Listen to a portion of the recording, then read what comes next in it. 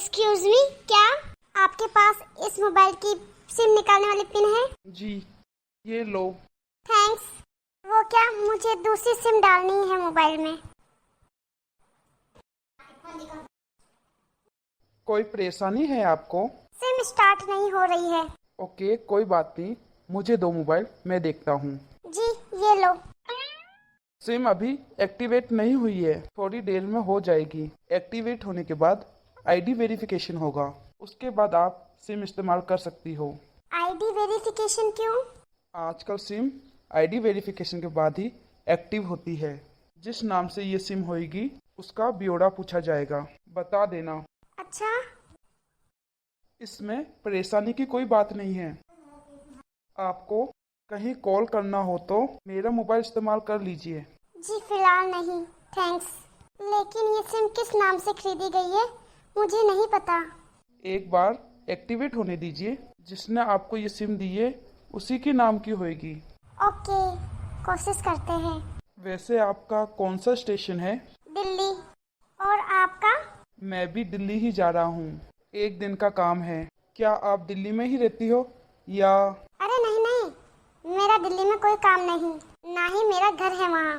तो दरअसल ये दूसरी ट्रेन है जिसमें मैं आज हूँ, और दिल्ली से तीसरी गाड़ी पकड़नी है, फिर हमेशा के लिए आजाद। आजाद? लेकिन किस तरह की कैद से? उसी कैद में थी जिसमें हर लड़की होती है, जहाँ घर वाले बोले वहाँ शादी कर लो, जब जैसा कहे वैसा करो। मैं घर से भाग चुकी हूँ। अकेली भाग रही हो आप? आपके साथ कोई नजर नहीं आ रहा? अकेली नहीं, साथ में है कोई। कौन? दिल्ली से एक और ट्रेन पकड़ूंगी, फिर आगे स्टेशन पर वो जनाब मिलेंगे, और उसके बाद हम किसी को नहीं मिलेंगे। हो, ये तो प्यार का मामला है। जी। मैंने भी लव मैरिज की है। वाह, कैसे, कब? कब कैसे कहा वो मैं बाद में बताऊंगा। पहले आप बताओ, आपके घर में कौन कौन है? वो मैं आपको क्यों बताऊं?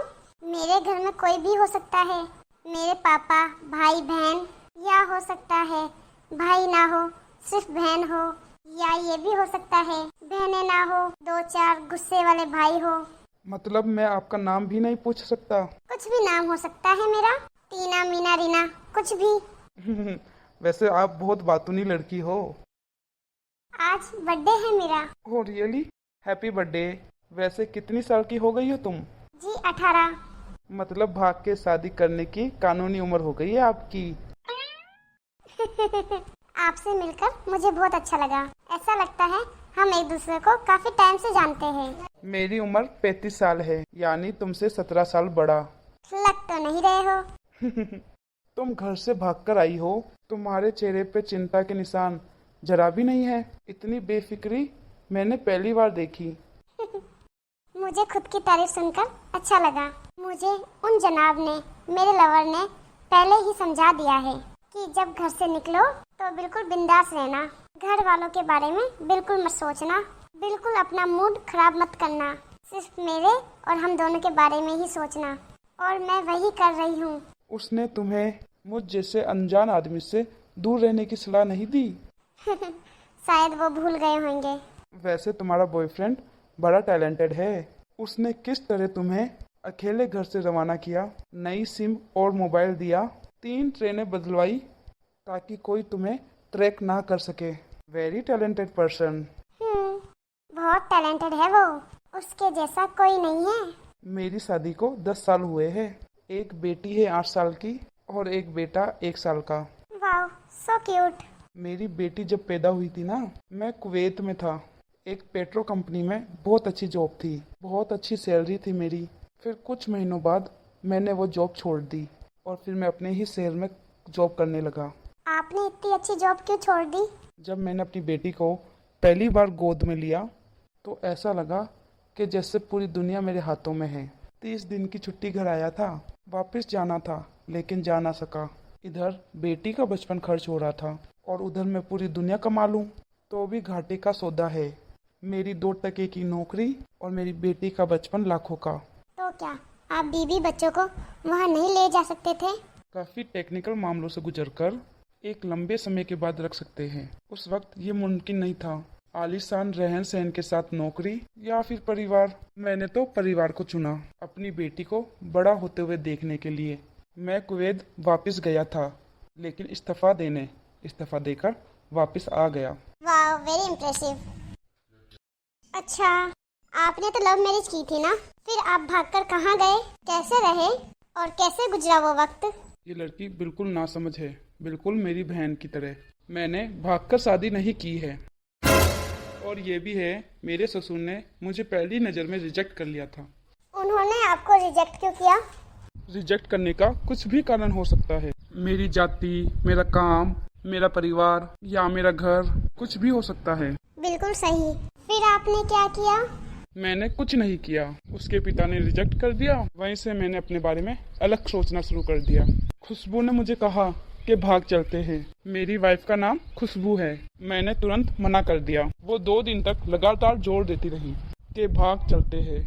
मैं मना करता रहा और उसे समझाया कि भागने वाले जोड़े में लड़के की इज्जत को कुछ खास फर्क नहीं पड़ता, जबकि लड़की की पूरे कुल की इज्जत धुल जाती है। भगाने वाला लड़का उसके दोस्तों में हीरो माना जाता है, लेकिन उसके विपरीत जो लड़की प्रेमी संग भाग रही है वो बदमाश कहलाती है। मोहल्ले में उसे लड़के चालू कहते हैं। बुराइयों के तमाम शब्दकोश लड़की के लिए इस्तेमाल किए जाते हैं। भागने वाली लड़की आगे जाके 7 साल की वृद्धा भी हो जाएगी, तब भी जवानी में किए उसके कांड का कलंक उसके माथे पर से नहीं मिटता। मैं मानता हूँ लड़का लड़की को तोलने का ये मापदंड गलत है, लेकिन हमारे समाज में है तो यही। ये नजरिया गलत है, मगर सामाजिक नजरिया यही है। अगर मैं खुशबू को भगा ले जाता, शायद उसकी माँ कई दिन तक पानी भी नहीं पीती। इसलिए मेरी हिम्मत नहीं हुई कि ऐसा काम करूं। मैं जिससे प्रेम करूं उसके माँ बाप मेरे माँ बाप के समान ही हैं, चाहे शादी ना हो तो ना हो। अच्छा, फिर आपकी शादी कैसे हुई? खुशबू की सगाई कहीं और कर दी गई थी। धीरे धीरे सब कुछ नॉर्मल होने लगा था। खुशबू और उसके मंगेतर की बातें भी होने लगी थी फोन पे। लेकिन जैसे जैसे शादी नजदीक आने लगी, उन लोगों की डिमांड बढ़ने लगी। डिमांड मतलब? डिमांड का एक ही मतलब होता है, दहेज की डिमांड। परिवार में सबको सोने से बने तोहफे दो, दूल्हे को लग्जरी कार चाहिए, सास और ननंद को नेकलेस चाहिए, वगैरह वगैरह। हमारे यहाँ दहेज का रीत है और लड़का भी इस दहेज में पक्ष ले रहा था। और फिर वो सगाई मैंने टुड़वा डाली। इसलिए नहीं कि मेरी शादी सिर्फ उससे हो जाए, बल्कि ऐसे लालची लोगों में खुशबू कभी खुश नहीं रह सकती थी, और ना ही उसका परिवार। फिर किसी तरह घर वालों को समझा बुझाकर मैं फ्रंट में आ गया और फिर हमारी शादी हो गई, बिना किसी दहेज के। ये सब किस्मत की बात थी। चलो अच्छा हुआ आप मिल गए उन्हें, नहीं तो आपकी वाइफ गलत लोगों में फंस जाती। जरूरी नहीं कि माता पिता का फैसला हमेशा सही हो, और ये भी जरूरी नहीं कि प्रेमी जोड़े की पसंद सही हो। दोनों में से कोई भी गलत या सही हो सकता है। काम की बात यहाँ ये है कि कौन ज्यादा वफादार है।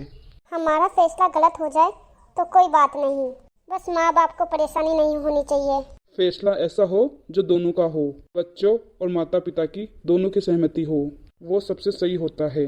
बुरा मत मानना, मैं कहना चाहूँगा तुम्हारा फैसला बस तुम दोनों का है, तुम्हारे माता पिता का नहीं। और ना ही तुम्हें प्यार का असली मतलब पता है। क्या है प्यार का सही अर्थ?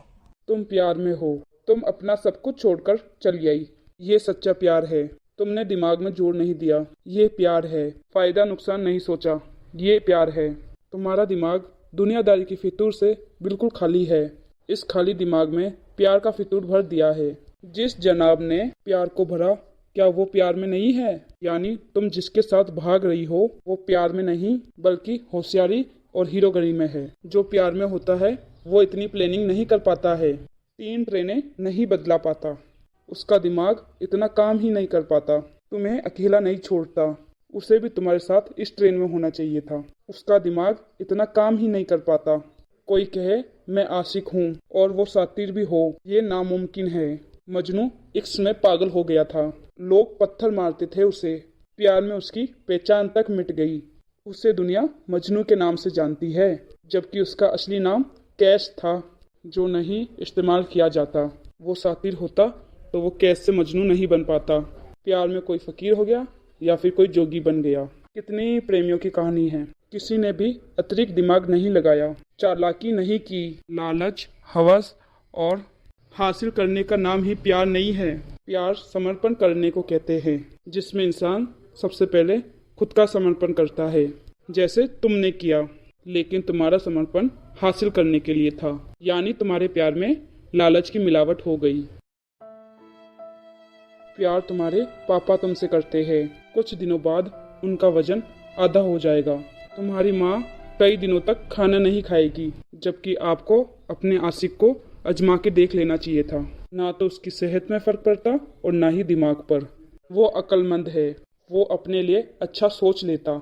आजकल गली मोहल्ले में हर तीसरे लड़के को प्यार हो जाता है, पर वो प्यार नहीं है, वो सिनेमा जैसा कुछ है, एक तरह की स्टंटबाजी। ये भैया बात तो सही कह रहे हैं, मुझे ऐसा नहीं करना चाहिए था। राहुल ने तो अपना परिवार नहीं छोड़ा, तो फिर मैंने क्यों? दिल्ली आ गया है, हमारा स्टेशन आ गया है। मुझे एक कॉल करना है, क्या आप अपना मोबाइल दोगे? हाँ हाँ, ये लो। Thank you. सॉरी पापा।